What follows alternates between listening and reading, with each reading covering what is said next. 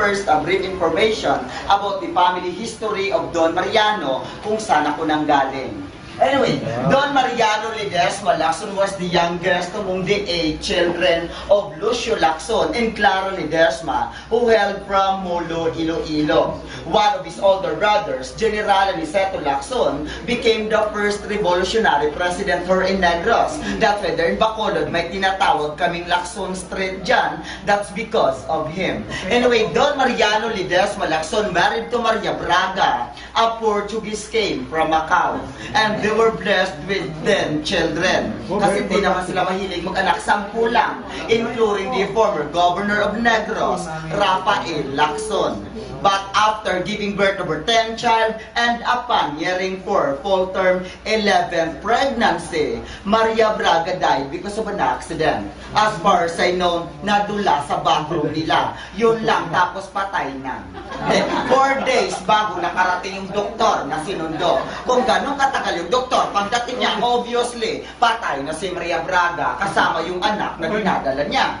But Don Mariano married again to Concepcion Diaz, a Filipina from Talisay. Hindi pala kontento sa 10, dinugtungan pa ng 3.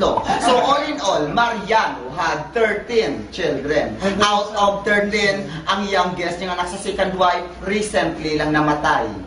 Hindi ako yun. Ano, Cecilia Lacson Misa, she passed away last September 7 of 2011 at the age of 93 years old. So it means, wala na siyang anak na buhay. Ang laki ng pagkakataon kong makuha yung properties. Anyway, si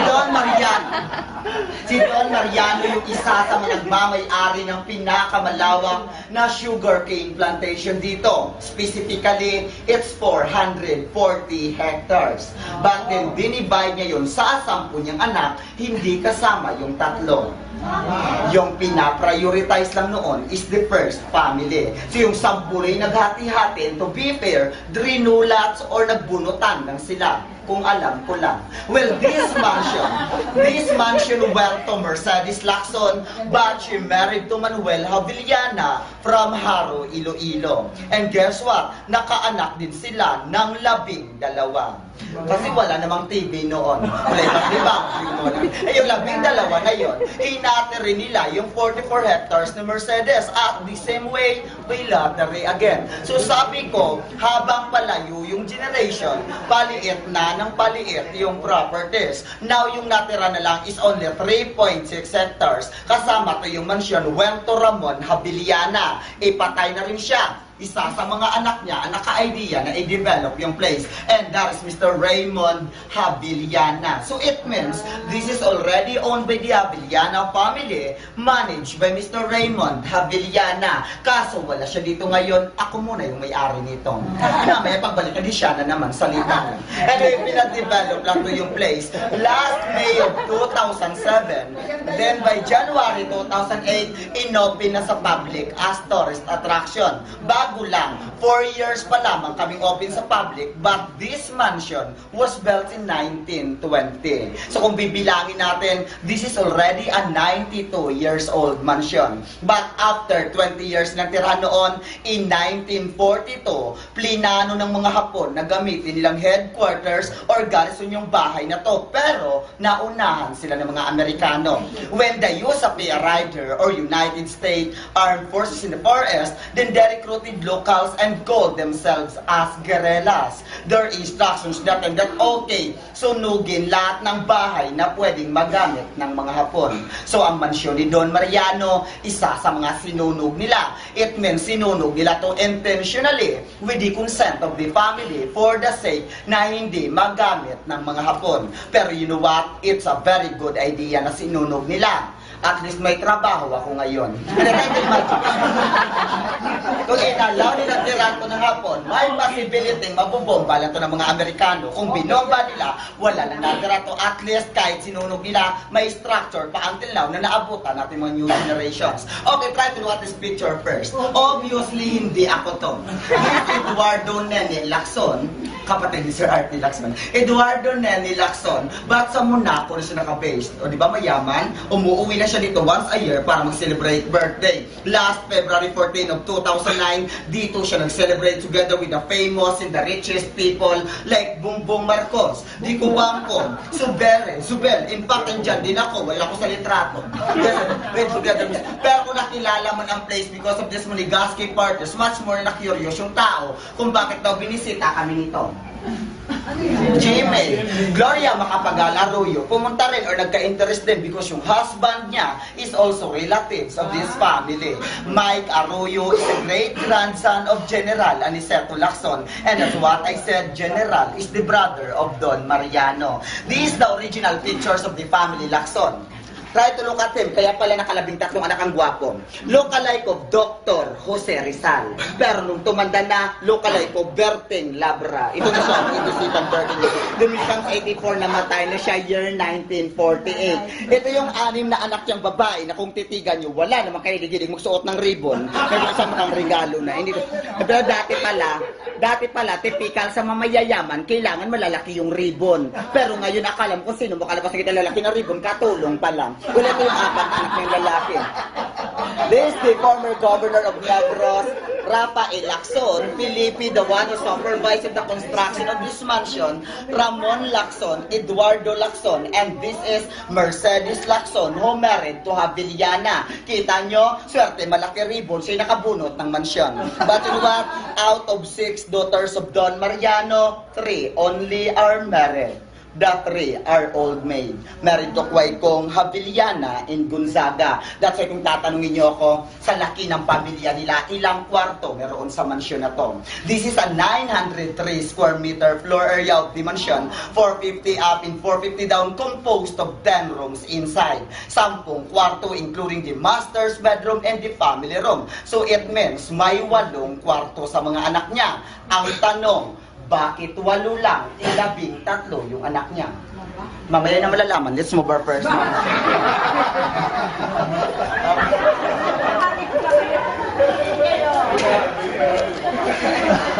Okay.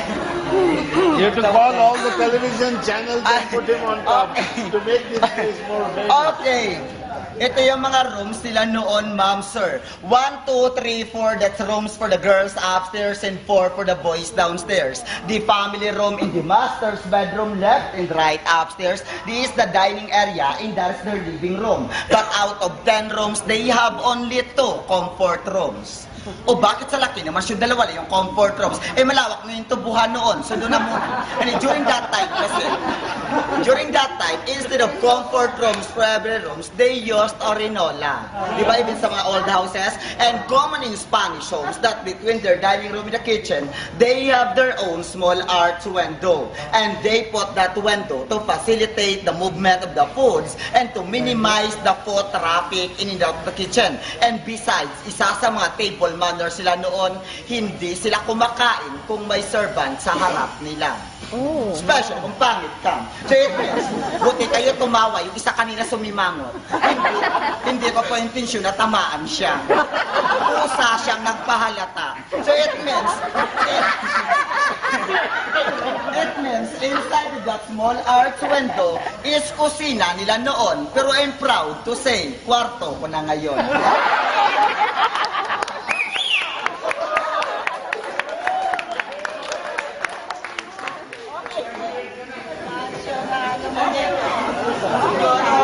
Siguro hindi mag-iba yung pag-construct ng bahay na to. Bumagsak na to for 3 days na umaapoy ang bahay. 3 days of burning. On the first day that they attempt to burn this house, they used 3 drums of gasoline but nothing happened. They come back again with 2 drums of gasoline but mix siya in 4 drums of used oil. Pag may used oil, tatagal yung apoy nun. After 3 days, all the wooden parts of the mansion was burned. Maybe one of the reason kung bakit umabot ng 3 araw, it's because of the hardwoods. Imagine, 2 inches thick wooden floors, 1 meter wide and 20.5 meters long with no joint or mula doon, papunta ron, walang dugtong na kahoy yun. It means isang buong punong kahoy, isang isang sahig nila noon. And that's made of Nara, Tindalo, and Camagong Tres. Pero kung nasunog man lahat ng mga wooden floors nila, all the tiles are still original from Spain. And they call this Machuca tiles, the hardest, the famous, and the most expensive tiles during that time. Baka nagtataka kayo kung bakit malalim dito tapos may hagdan doon. Mostly ang tinatanong dito sa akin kung may underground doon sila. Wala silang underground. Yung hagdan doon, pinalagay ko na lang yon. No, wooden floors to dito, kalibil sa sahig na to, and common pala sa mga old houses na kapag wooden floors yung bahay mo, may ventilation sa ilalim. Kasi yan yung way nila kung paano mag-preserve ng mga wooden floors. Try to imagine, kung nakalapat yun sa lupa, madaling magmumoist, madaling anayin. Kailangan angat or halo lang sa ilalim. And besides, wala silang aircon, walang electric fan noon. Between sa woods, may butas, doon dumadaan yung hangin. Take note, kahit gaano kalaki or kaliit yung bahay mo, kung may ventilation sa ilalim, malamig pa rin sa loob. That is the main entrance of the mansion, and that is the side entrance. Facing their side entrance is the original staircase going up and obviously going down. Isa naman yan dyan. And dyan nyo rin makikita yung Belvedere na tinatawag nila. Itanong nyo lang sa akin kung ano yung Belvedere. Huwag na pa-spell sa akin yun. Belvedere has ballroom upstairs where every 5:30 in the afternoon, they gather there together just to watch the sunset. And dyan tatayo si Don Mariano at sasabihin, lahat ng matatanaw ko ay akin. Naniniwala kayo doon? Ako naniniwala ako doon. Pero unfair lang isipin yon. Kasi kung yun yung basihan ng pagkuha ng properties noon, lahat na makikita mo sa'yo, diswerte ng mga duling. Kasi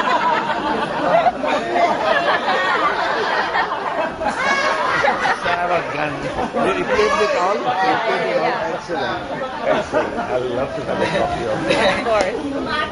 Hindi, nakakatuwa lang po isipin na according to Philippine history, yung pagkuha ng properties doon, ganun lang. Lahat daw na makikita nila sa kanila na. Lahat ng ituturo nila sa kanila na. Yung iba, patatakbuhin yung kabayo, kung saan titigil yung kabayo, sa kanila na. Now I realize kung bakit wala kaming lupa ngayon. May kabayo kami noon. Pinatakbo ng lolo ko kaso bumalik. Nakatali na siya. Anyway, isa sa mga nagpapatibay ng structure ng bahay na to. Okay, everyone, I want you to try to run your hands to the post and walls of the mansion and you will feel like a marble or napakakinis niya. Diba? Okay, tama na yan. Sabi lang, bakit daw ganyan kakinis? Eh, ikaw ba naman na araw-araw kung pawa ka niyan, talagang kikinis yan. Eh, bakit daw ganyan kakinis? Ang sekreto kasi nito before, maniwala kayo sa hindi, ang finishing ng buong mansion, instead of tubig na ihalo sa semento, they used egg whites or puti ng itlog. Dami naman nun. Naniniwala kayo doon? Ako nung umpisa ako, hindi ako naniniwala. Kaso ang pangit na kung ako yung magkukwento, tapos ako hindi ako naniniwala. So yung ginawa ko, naniwala na lang ako. So ang ginawa ko, I made my own research kung bakit egg whites yung ginamit nila. Hindi lang pala sa structure na to yung may egg whites. Even sa mga old cathedrals, old churches, they used also egg whites because they made that as their binder. Hindi pala masyadong matibay yung semento noon. But because of the egg whites, tinatay lalo yung semento. Pero tama kayo, imagine niyo lang kung ilang itlog yung naubos bago nabuo yung mansyon. Ika nga ng guest dito sa akin, saan sila kumuha ng itlog? Ay, saan sigurado ako hindi sa akin. Gusto ko lang malaman. May farm sila noon. And maybe yun yung reason kung bakit wala na silang farm ngayon. No? Anyway, because see on the very large sugarcane plantation dito sa Negros, try to look at the structure outside na may puno sa taas. Nakita nyo yon? Ako rin, nakita ko rin. Alam nyo ba kung ano yan? Yes, that is the chimney of their Muscovado sugar mill. Or they made their own Muscovado sugar during that time. Manually, kalabaw yung umiikot dyan just to extract the juice from the sugar cane. Ilalagay sa large vats, doon niluluto yung asukal.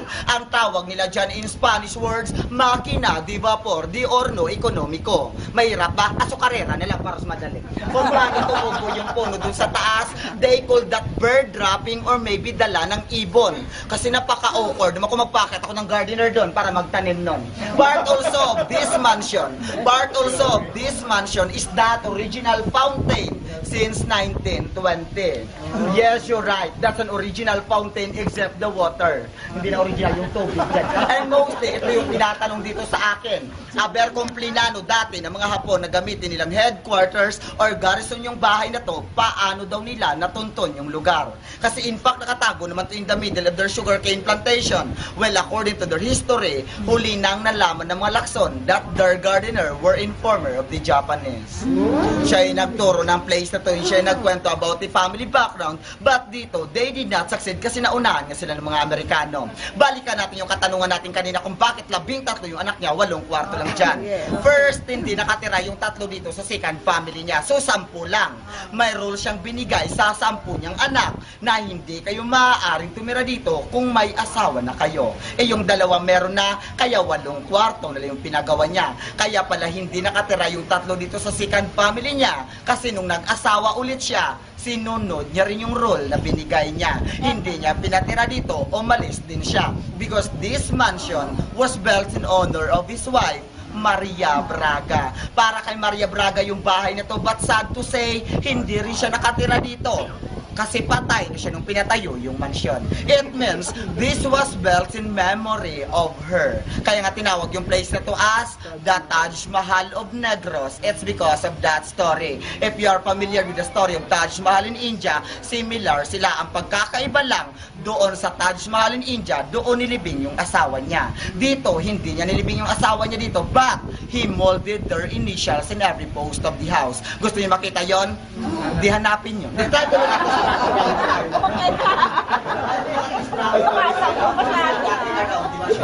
letter E? Kasi kung hindi niyo po alam to.